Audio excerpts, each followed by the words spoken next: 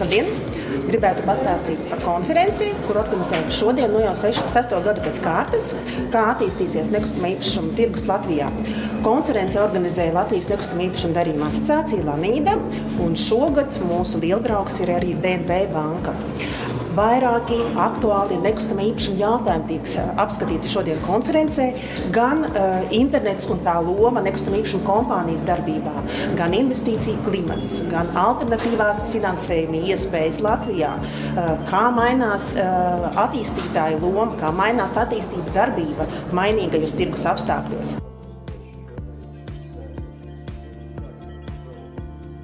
Kāpēc mēs esam šeit lieldraugs? Tāpēc, ka nekustamā īpašuma joma ir būtiska Latvijai, Latvijas tautsaimniecībai, nekustamā īpašuma spēlētājiem un arī bankai. Manuprāt, kā visas nozares, arī nekustamā īpašuma nozara ir liela pārmaiņu priekšā. Notiek digitalizācija, tehnoloģiskā revolūcija, kas ietekmēs to, ko mēs darām šodien un ko mēs darīsim rīt. Un ņemot vērā, ka mēs esam vienā laivā un mēs nezinām visas šīs pareizās atbildes, mums ir svarīgi diskutēt lietas no dažādiem skatu punktiem, lai atrastu pareizās atbildes un pieņemtos pareizos biznesa lēmumus. To es arī novēlu mums šodien. Kas varbūt ir interesanti, kā jau šī konferencē tika stāstīts no DNB bankas ekonomistu viedokļa, ka ir tāds ļoti pozitīvs prognozes. Tātad šobrīd, jāsaka godīgi, tās cenas ir tik ievilcīgas mūsuprāt, ka, godīgi sakot, es nezinu, vai tādas cenas ilgi paliks. Tamdēļ tā pozitīvā nots ir, ka tas tirgus droši vien ir šobrīd zemākajā punktā, varbūt ir nedaudz pavirzījies uz augšu. Un dzirdot šīs te pozitīvās izaugsmes prognozes, ko minēja ekonomists, jācer, ka tas attieksies arī uz nekustamo īpašumu. Kā attīstītājiem, intuīcijai, sajūtai, kas saka, būs vai nebūs. Un, protams, katru objektu, ko tu būvē, ir jāiet viņam līdz, kas saka, no A līdz Z.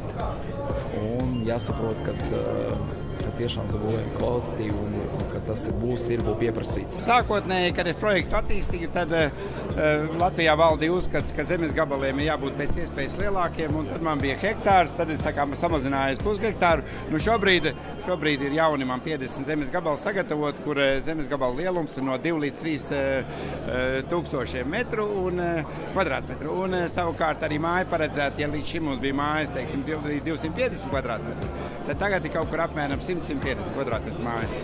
Cik aptuveni vismaz, vai kāds varētu būt prognozes, cik var rēķināties ilgi ar tiem zemajiem Eiriboriem?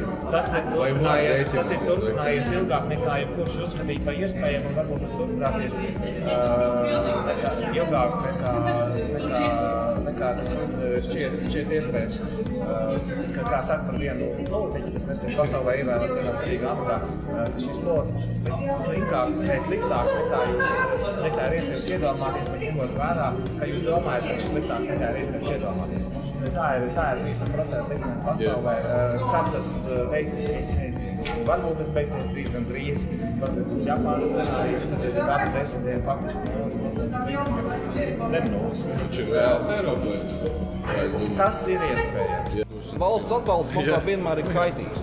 Kas ir svarīgi, ir valsts izpratne par to, ka ir jābūt caurspīdīgai un likumdošanai un saprotamai, prognozējamai uz priekšu un pietiekami labvēlīgai, lai šeit varētu uzsākt un nodarboties ar biznesu un viņi netiks raustīti un šie apstākļi netiks pasliktināti. Valsts uzdevums ir sakārtot un būt par policistu šai videi un par visu to, kas notiek. Līdz ar to, protams, globāli risināt jautājums ir, teiksim, ar šo pašu tiesu sistēmu sakārtošanu, šī maksāt nespējas administrātoru bandītismu izbeigšanu un daudzām citām lietām, kas notiek. Man patīk teikt to, ko es domāju, un es to arī darīšu. Man ir drusku bēdīgi, vērojot nekustamā īpašuma tirgu Latvijā, kurā kopumā notiek daudz interesantas lietas, bet ir lietas, kuras tomēr nenotiek. Un tagad tieši runājot par šo startup jomu un tehnoloģiju jomu, pie visa tā, ka Rīga ir lielākā pilsēta reģionā ar atrāvienu, vēl vismaz kādu laiku būs. Jā, kādu laiku. Nē, es esmu optimists tomēr. Lūk, un ar visu to Tallinā ir 2 tehnoloģiju parki. Tehnopol un Uļļamiste. Lietuvā tagad ir viens tāds startup un top liels. Minskā tur ir tā Rīgā tehnoloģija parka nav. Tāda, kā mēs viņu saprotam, pilna mēroga, liela, daudziem tūkstošiem, desmitiem tūkstošu kvadrātmetru telpu, kas būtu specifiski paredzētas, veidotas kā vide, teiksim, tehnoloģiju kompāniju attīstībai, varbūt ar kombinācijā startupiem vai kā. Tas, ko mēs redzam, kā vienmēr atkal, es jau šodien par to teicu, ir totāla fragmentācija. Kas ir crowdfunding?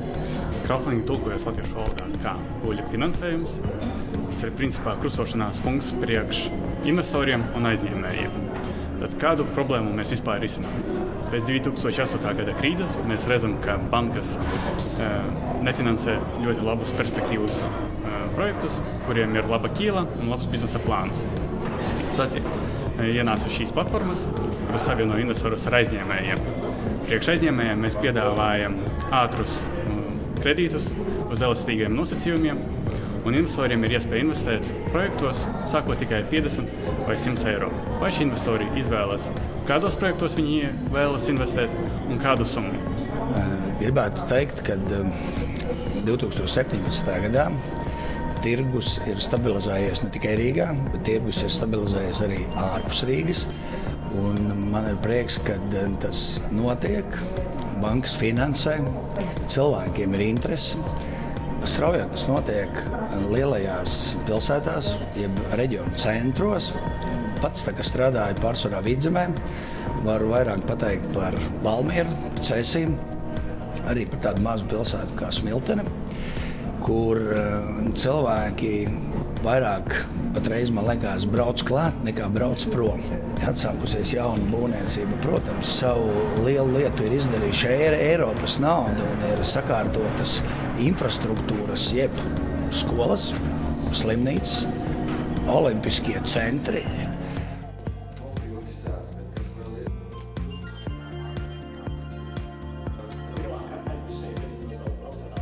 Lai šī diena ir ļoti produktīva, lai ir iedvesma kārtējam darba cēlienam.